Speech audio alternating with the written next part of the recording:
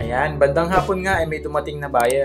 So, bibili ng ating alagang manok at ang bibili niya is itong ating rooster, light Brahma na rooster. Actually, meron pang dalawang hen yan na black. Ang problema is nabili na rin ng ibang buyer sa atin, no? Nabenta na rin natin. Kaya ang nabutan na lang ni sir is itong rooster ng Brahma. So, kasama yung ating dark mahogany na breeder, no? Na bibili sana ni sir. Ang problema nga lang is nabenta na rin natin sa iba. So, ayan dito makikita nyo, yan yung Rhode Island Red natin na mahogany at saka yung dalawang black na Brahma hen. Ayan, dito nga makikita nyo, ayan mga ka-wonder, no? Wala na yung ating mga Brahma, no? Tsaka yung, ayan, yung mga yung trio natin na Brahma, ayan, wala na nga dito dahil nga naibenta na natin. So, ayan, tapos dito sa unahang kulungan, ayan, makikita naman natin dito, or makikita nyo dito mga ka-wonder, yung mga alaga naman natin na mga month old na. So ayan, makikita nyo yung mga kabir natin, gaganda oh, lalaki. So yung mga malalaki dyan, so around 2 months na sila. Then yung iba, ayan, mga 1 month pa lang yan. Hindi sila sabay-sabay ng laki, no? So ayun, nandun yung isa natin Brahma, ayan oh, yung natitira dun sa, yung napisa dun sa, na 3 itlog na isa lang yung napisa nung anak ng mga namatay natin na Brahma, yung pinatay ng ating alagang aso dito. So ayan, tapos dito syempre andito yung ating mga breeder na kabir. Ayan, so ayan, no, talagang isa rin to sa mga mga ka-wonder, no, mabilis ibenta ngayon sa market itong kabir chicken, lalo na dito sa lugar namin sa Isabela, dahil kukunti pa lang or halos mga ilan-ilan pa lang yung mga nagbi-breed ng ganitong klase ng manok. Depende naman sa lugar nyo, depende kung sa lugar nyo mas maraming breed na ganito, so syempre hindi na masyadong mabenta. Pero kung kukunti pa lang yung ganitong manok sa lugar nyo, tsak na mabenta. So ayan, tulad nung buyer natin kahapon, hinawakan niya itong ating kabir, talaga namang napakalaki at nagulat din siya sa laki niya. Ayan, napakalapad ng likod, oh, mapapansin nyo. At napakaganda kasi hindi ka lugi sa pagpapakain sa kanila dahil talagang makatawan sila, no? So hindi sila manipis ng katawan tulad ng mga ibang heritage chicken. Kaya sulit na sulit talaga yung pag-aalaga sa kanila.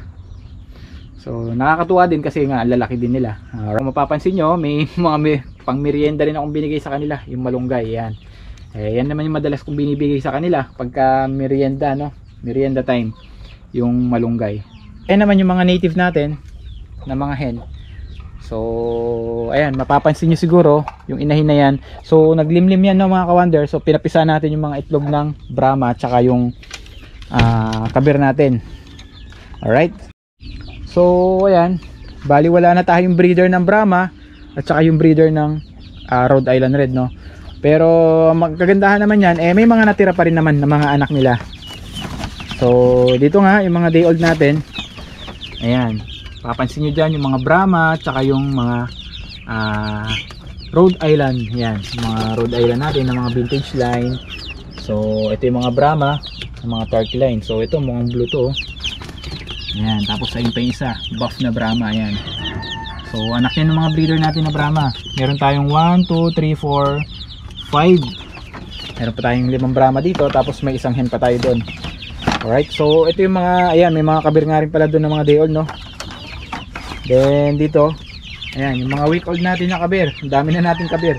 So hindi ko pa ma-gender, mga ka-wonder, no. Ang hirap pang malaman kung alin yung babae, kung ilan yung babae at ilan yung lalaki. Although may mga buyer na tayo na gustong bumili nung mga kabir natin, pero sabi ko hindi mo na ako mag-release ngayon dahil nga, ayan, pinaparami ko pa sila. Alright,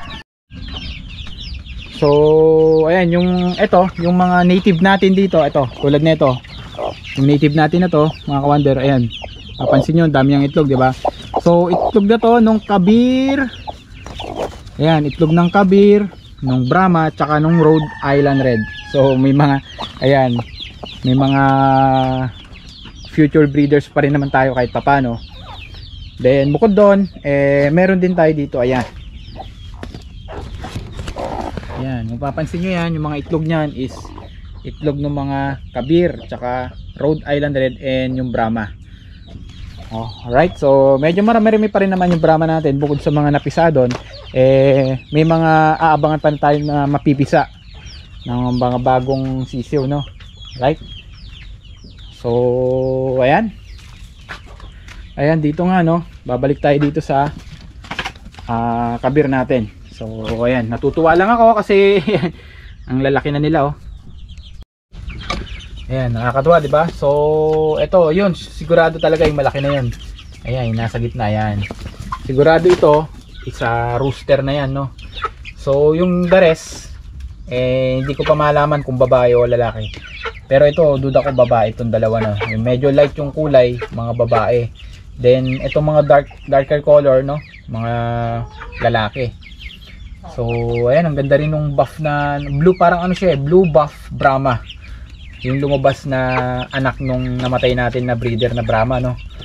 So nag-iisa lang siya at I think babae siya. Ayan.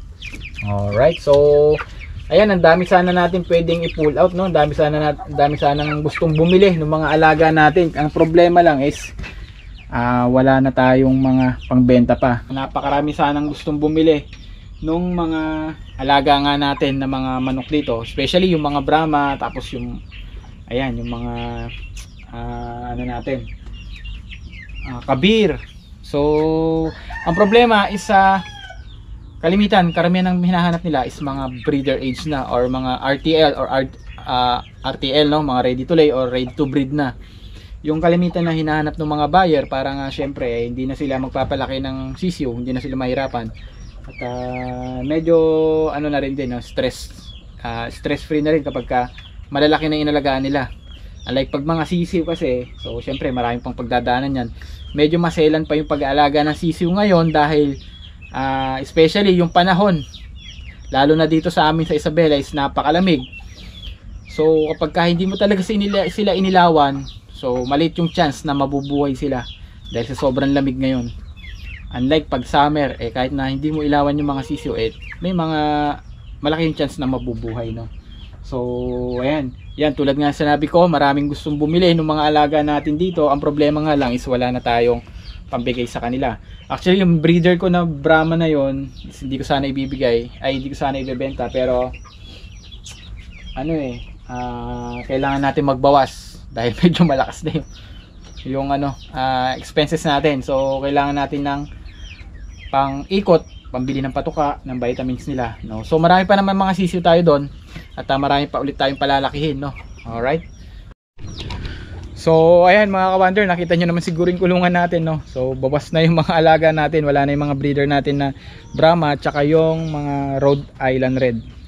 So ayun, tulad nga sinabi ko, kailangan natin magbawas talaga kasi medyo mabigat na yung expenses natin sa feeds. So iikot lang din natin, pambibili ulit natin ng feeds sila tsaka ng patuka.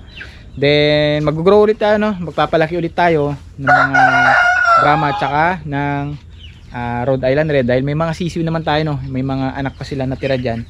So ayan, marami pa rin naman tayong palalakihin. So ayan. Alright, so hanggang dito na lang muna yung video natin mga ka-wonder, and maraming salamat nga pala sa mga bago nating subscribers, no, at saka sa mga silent viewers natin dyan na napadaan lang. Please consider my channel to subscribe, and paki-follow na rin po yung aking Facebook page, Wonderbird TV. So ayan, regular na rin po ako nag-upload ng video dyan regarding or about sa mga manok, no. So especially yung mga heritage chicken yung fini-feature ko dito sa aking channel. So again, maraming salamat. Have a great day. God bless and happy farming.